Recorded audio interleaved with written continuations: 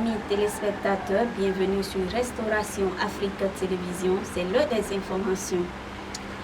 En Afrique du Sud, le président Cyril Ramaphosa a déclaré lundi 30 mai que l'autonomisation économique des Noirs reste un élément central du plan de reconstitution et de la relance économique du gouvernement.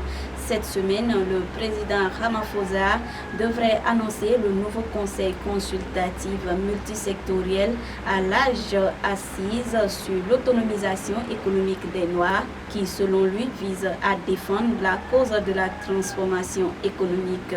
Le président a reconnu que si le Broad-Based Black Economic Empowerment BBBEE a remporté quelques victoires, il y a une régression dans d'autres domaines.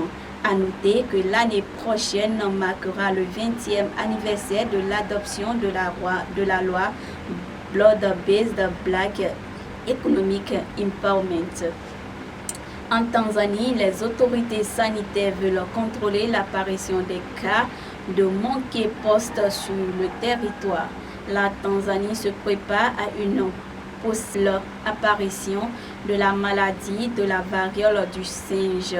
À cet effet, le gouvernement de la Tanzanie a lancé une alerte depuis le 25 mai 2022 sur la dite maladie qui a déjà touché plusieurs pays en Afrique, en l'occurrence le Nigeria, la Libéria, la Sierra Leone, la Côte d'Ivoire, pour ce qui est des pays de l'Afrique de l'Ouest.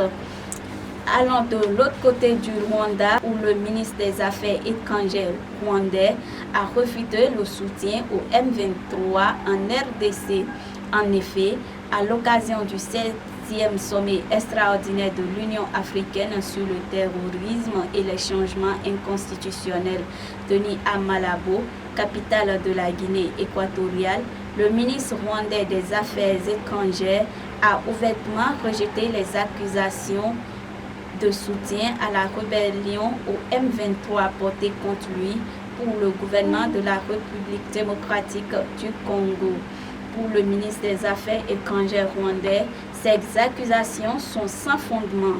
Vincent Biruta a ajouté que ce sont plutôt des forces armées de la République démocratique du Congo qui collaborent depuis de nombreuses années avec les forces démocratiques de la libération du Rwanda, FDLR, un groupe armé opposé au Rwanda sous tolérance des hautes autorités congolaises. Voilà, mesdames et messieurs, ainsi prend fin cette session d'information.